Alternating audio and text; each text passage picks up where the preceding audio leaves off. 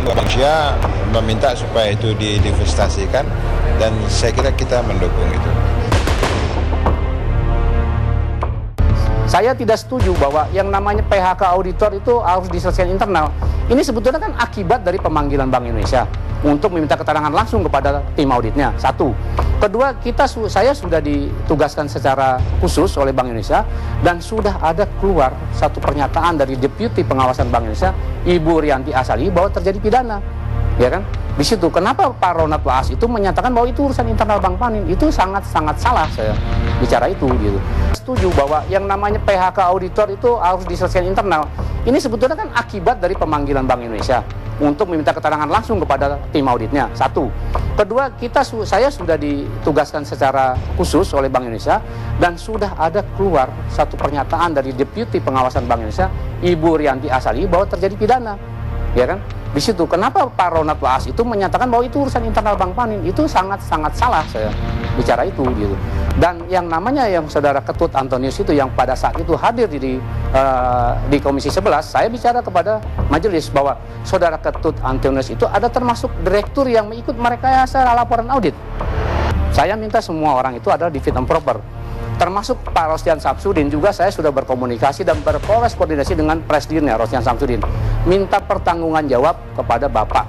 Kenapa Bapak ini menugasi kami, tapi kami di PHK, Bapak tidak bertanggung jawab, tidak ada jawaban sampai hari ini.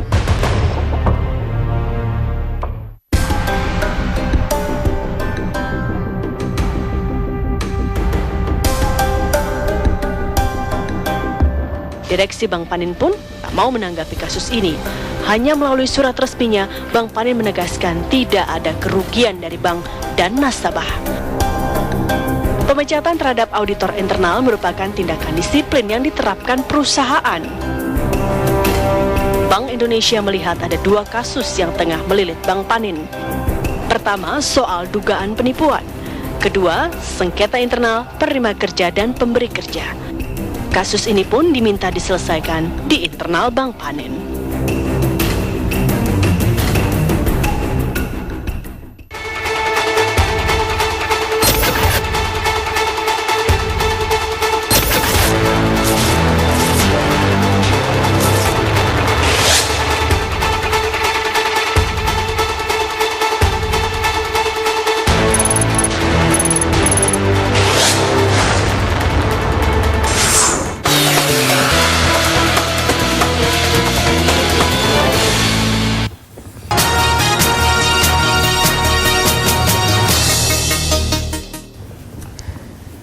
Penahanan Budi Mulya dalam kasus skandal Bank Senturi bisa menjadi pintu masuk untuk memeriksa pejabat lain. Anggota Dewan Gubernur yang lain harus ikut dimintai pertanggungjawaban.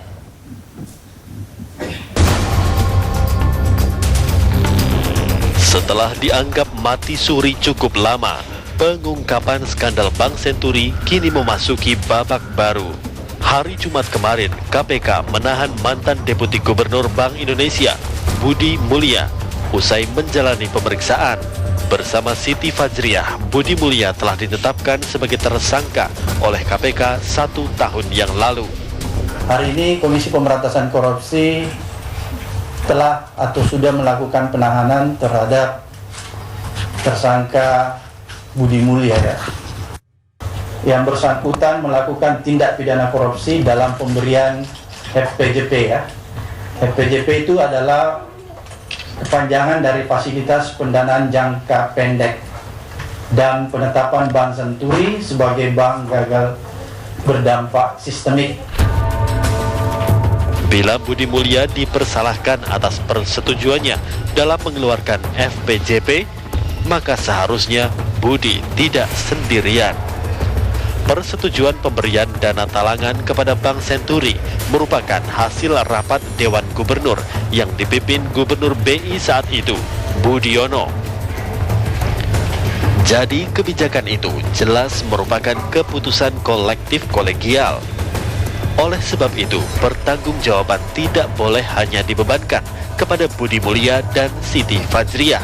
Anggota Dewan Gubernur yang lain, termasuk Budiono, harus ikut bertanggung jawab. Karena itu sifatnya kolektif kolegial dan semua Dewan Gubernur Bank Indonesia harus dimintai pertanggungjawaban. Sekali lagi saya katakan termasuk Pak Budiono. Dan saya yakinnya bahwa ketika Pak Budiono tidak lagi menjabat sebagai wakil presiden, yang bersangkutan akan diproses dan dimintai pertanggungjawaban hukum oleh institusi penegak hukum.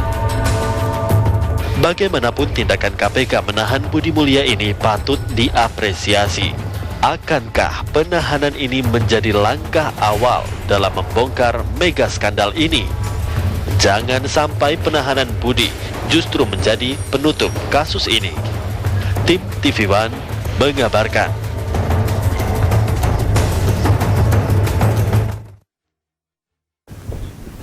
Tim auditor Bank Panin menemukan adanya kejahatan perbankan kredit bermasalah senilai 30 miliar rupiah di kantor Bank Panin cabang utama Banjarmasin, Kalimantan Selatan. Praktek kotor perbankan ini diduga melibatkan oknum direksi Bank Panin. Tim auditor internal Bank Panin yang menemukan praktek kotor oknum direksi tersebut kini justru diberhentikan.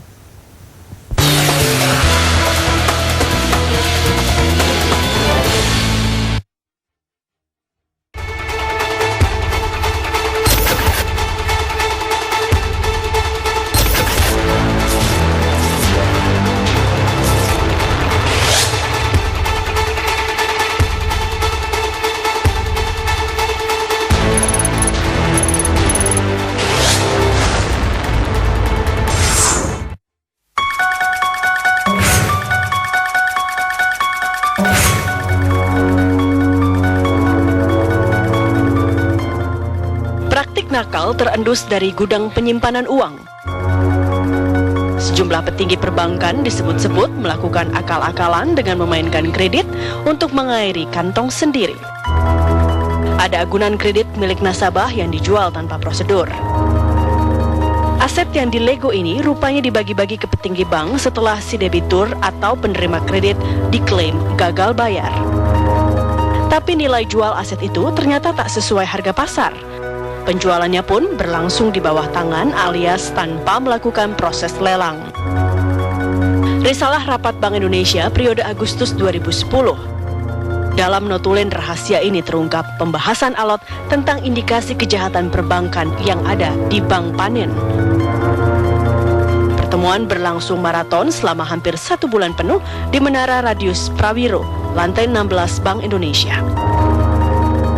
Pesertanya dari Direktorat Pengawasan Bank dan Direktorat Investigasi Bank Sentral. Topik yang dibahas terbilang panas. Temuan tipu-tipu kredit yang dilakukan Bank Panin, kantor cabang utama Banjarmasin, Kalimantan Selatan. Temuan ini berdasarkan auditor internal Bank Panin yang beranggotakan 4 orang, diantaranya Minto Agung Nugroho dan Yusrusyana selaku ketua tim audit. Hasil audit Yus, Minto dan kawan-kawan menemukan berbagai praktik kotor yang ada di Bank Panin cabang Banjarmasin. Tim audit merinci terdapat dana 30 miliar rupiah yang terindikasi menyalahi aturan. Salah satunya penyelesaian kredit bermasalah debitur PT Masrur Borneo. Januari 2010 kami ditugaskan untuk memeriksa cabang Banjarmasin. Itu jumlah tim ada 4 orang. Kebetulan saya ditugaskan sebagai ketua tim. Kami berangkat, terus tanggal 25 kami sudah melakukan pemeriksaan di cabang Banjarmasin. Kemudian seminggu kemudian saya diminta untuk melapor kepada direksi. Akhirnya saya melaporkan secara tertulis kepada Presdir hasil pemeriksaan sementara kita di cabang Banjarmasin.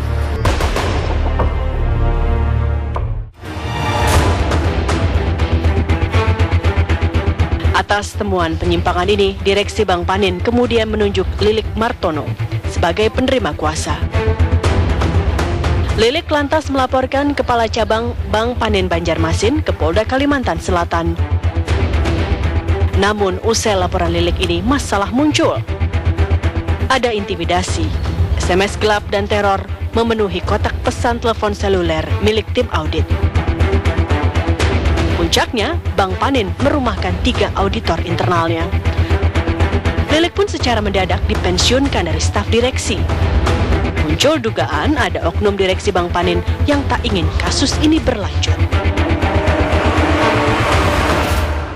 PT Masur Borneo itu memang kredit bermasalah dan macet, tapi dalam kredit macet itu ada prosedurnya, ada SEBI-nya, ada tahap-tahapannya kalau kita mau menyita atau melelang satu agunan. Di sini terjadilah pengambil alih agunan dan penjualan agunan oleh bank yang tidak sesuai dengan prosedur. Antara lain, jaminan seharga pada saat 2010 itu 1 miliar lebih dibeli oleh oknum pimpinan cabang 400 juta. Gitu kan? Padahal tahun 2007 itu nilainya ditaksasi oleh cabang 600 juta. Salah satunya itu, termasuk dia membuat akte kuasa jual palsu. Satu. Nah, kedua adalah pembukuan hasil penjualan kredit yang direkayasa juga. Yang saya maksud direkayasa adalah begini. Saudara Retno Wahyudi itu adalah salah satu anggota Satuan Tugas Kredit Khusus Cabang, namanya STKC, itu namanya Retno Wahyudi, menandatangani hasil penjualan agunan kurang lebih senilai 890 juta yang saya temukan dalam kwitansinya. Tetapi dalam laporan audit ini dibukukan 840 juta. Itu adalah salah satu dari tindak pidana perbankan dan rekayasa kredit, itu salah satunya.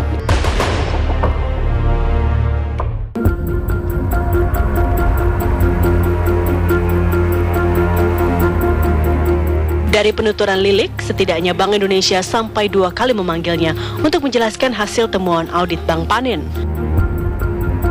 Namun undangan ini ditahan direksi.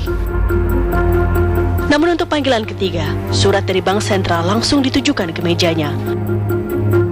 Lilik mengaku sebelum menghadiri undangan BI, ia diintimidasi oleh salah satu direksi Bank Panin.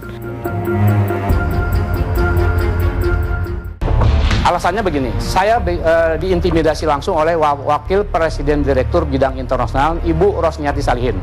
Saya diundang ke Bank Indonesia pada bulan Agustus. Saya ditemani oleh 3 direktur pada saat itu, padahal saya diundang sendiri oleh tim pengawasan Bank Indonesia.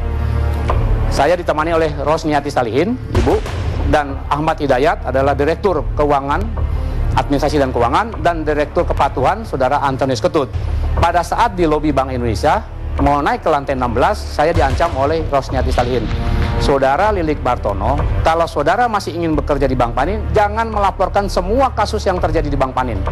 Saya tidak jawab, itu. Dan semua itu sudah saya laporkan kepada Bank Indonesia dan sudah dibuat notulennya oleh Bank Indonesia.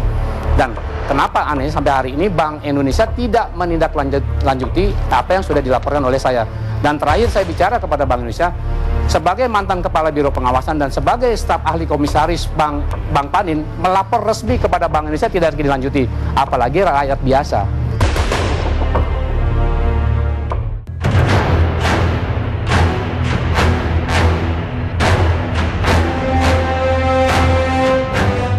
Usai bertemu pejabat BI, sulap laporan terjadi.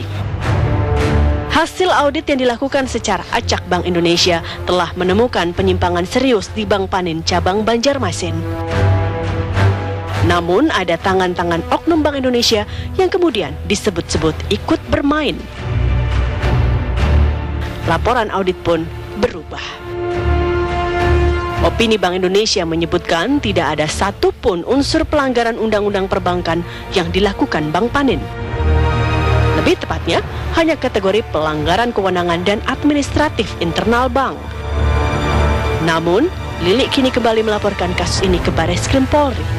Ia meyakini ada kejahatan serius di Bank Panin, tapi kasusnya mengendap.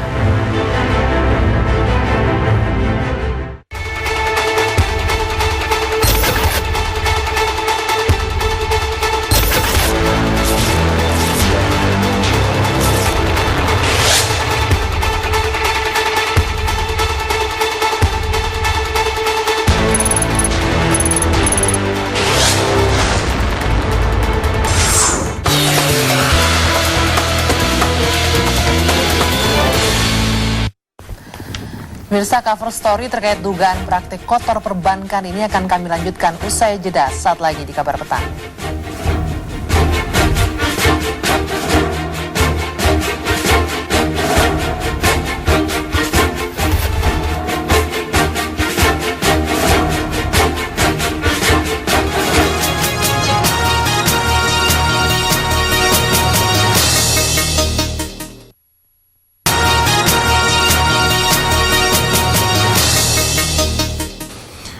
Pemirsa, tim auditor Bank Panin menemukan mantan Kepala Bank Panin Cabang Utama Banjarmasin, Kalimantan Selatan, Herman Kusuma, telah menjual aset salah satu debitur kredit senilai 30 miliar rupiah. Namun Bank Panin menegaskan tidak ada kerugian dari bank maupun nasabah. Sebaliknya, Bank Indonesia melihat ada dugaan penipuan yang dilakukan oleh Bank Panin.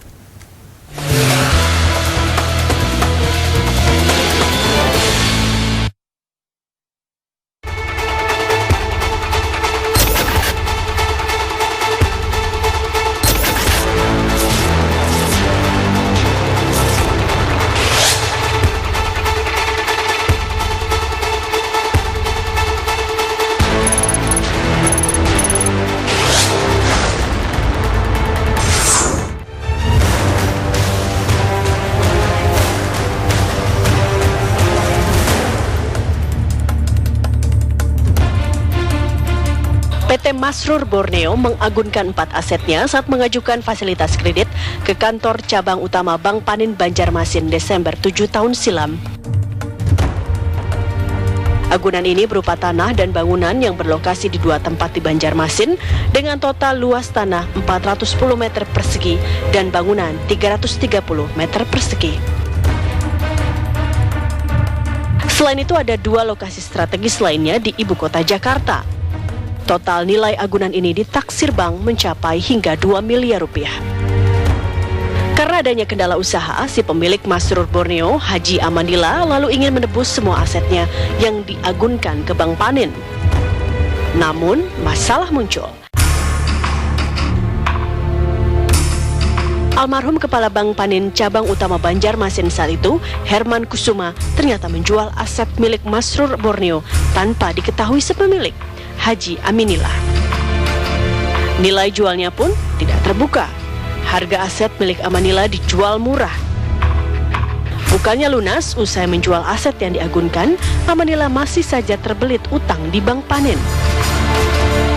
Berkali-kali, Amanillah mengirim surat ke Bank Panin untuk mengetahui posisi utangnya. Tapi surat itu tidak ditanggapi.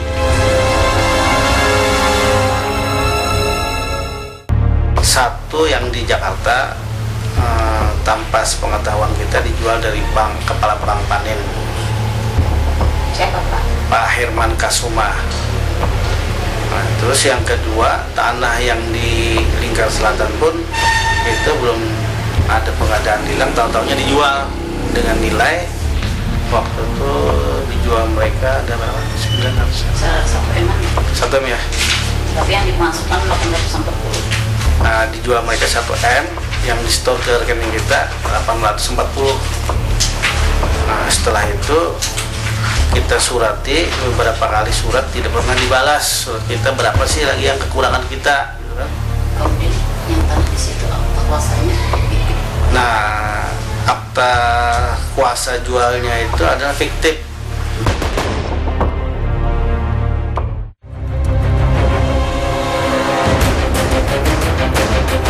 Kejanggalan transaksi inilah yang diungkap 4 auditor internal Bank Panin. Ketua Audit Yus Rusyana menemukan adanya rekayasa dalam penjualan aset milik Masrur Borneo. Rekayasa tersebut berupa akta jual beli palsu, tidak melalui lelang, dan nilai jualnya yang rendah. Hasil penelusuran Yus menemukan pembeli aset tanah dan bangunan milik Masrur Borneo adalah adik kepala cabang dan ada kerabat mantan petinggi Bank Indonesia. Maksud hati Yus, laporannya itu bisa dibenahi, tapi justru pemecatan yang diterima.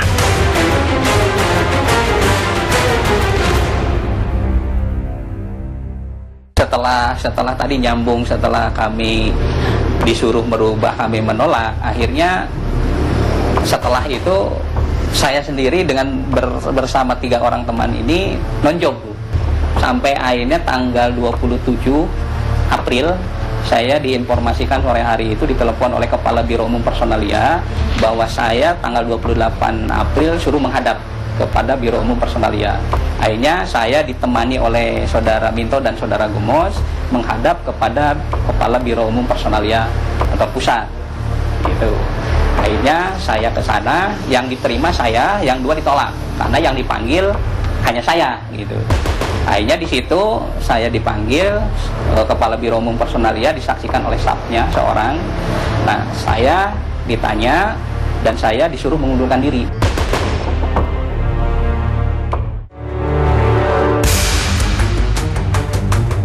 Sengketa segitiga Bank Panin antara direksi, auditor internal, dan pemilik Masrur Borneo sempat mengundang reaksi Senayan. Komisi Perbankan DPR pernah berencana membuat panitia kerja kejahatan perbankan, namun keinginan itu kandas. Masalah Bank Panin dinilai hanya persoalan internal dan jauh dari tindak pidana perbankan. Jadi ini adalah policy dari para manajemen Bank Panin untuk menindaklanjuti permasalahan-permasalahan internal terkait dengan karyawannya. Karena ada ketidakpuasan dari sejumlah karyawan, melaporlah ke Bank Indonesia. Bank Indonesia pun menyikapi. Sampai hari ini karena hukum kalau tidak salah. Ini sebenarnya tidak bagus. Jadi menurut saya Bank Panin segera menyelesaikan masalah internalnya dan juga Bank Indonesia harus juga mengawasi apa yang terjadi sebenarnya. Karena isu ini akan terus berkembang dan akan merugikan industri perbankan, termasuk bank itu sendiri. Janjinya Bank Panin akan menyelesaikan secara internal dan karena itu kita anggap selesai. Ada kasus yang lain yaitu yang dalam konteks yang diambil oleh ANZ atau apa begitu, yang ternyata tidak bisa diapakan. Dan lalu Bank Indonesia meminta supaya itu diinvestasikan dan saya kira kita mendukung itu. Saya tidak setuju bahwa yang namanya PHK auditor itu harus diselesaikan internal. Ini sebetulnya kan akibat dari pemanggilan Bank Indonesia untuk meminta keterangan langsung kepada tim auditnya. Satu. Kedua, saya sudah ditugaskan secara khusus oleh Bank Indonesia dan sudah ada keluar satu pernyataan dari Deputi Pengawasan Bank Indonesia, Ibu Rianti Asali, bahwa terjadi pidana. Ya kan? Di situ kenapa Pak Ronald Laas itu menyatakan bahwa itu urusan internal Bank Panin? Itu sangat-sangat salah saya bicara itu gitu. Dan tidak setuju bahwa yang namanya PHK auditor itu harus diselesaikan internal. Ini sebetulnya kan akibat dari pemanggilan Bank Indonesia untuk meminta keterangan langsung kepada tim auditnya. Satu. Kedua, saya sudah ditugaskan secara khusus oleh Bank Indonesia dan sudah ada keluar satu pernyataan dari Deputi Pengawasan Bank Indonesia, Ibu Rianti Asali, bahwa terjadi pidana. Ya kan? Di situ kenapa Pak Ronald Laas itu menyatakan bahwa itu urusan internal Bank Panin? Itu sangat-sangat salah saya bicara itu gitu. Dan yang namanya yang Saudara Ketut Antonius itu yang pada saat itu hadir di Komisi 11, saya bicara kepada majelis bahwa Saudara Ketut Antonius itu ada termasuk direktur yang mengikut merekayasa laporan audit. Saya minta semua orang itu adalah di fit and proper. Termasuk Pak Rostian Samsudin juga saya sudah berkomunikasi dan berkorespondensi dengan presidennya Rostian Samsudin. Minta pertanggungan jawab kepada Bapak. Kenapa Bapak ini menugasi kami, tapi kami di PHK, Bapak tidak bertanggung jawab. Tidak ada jawaban sampai hari ini.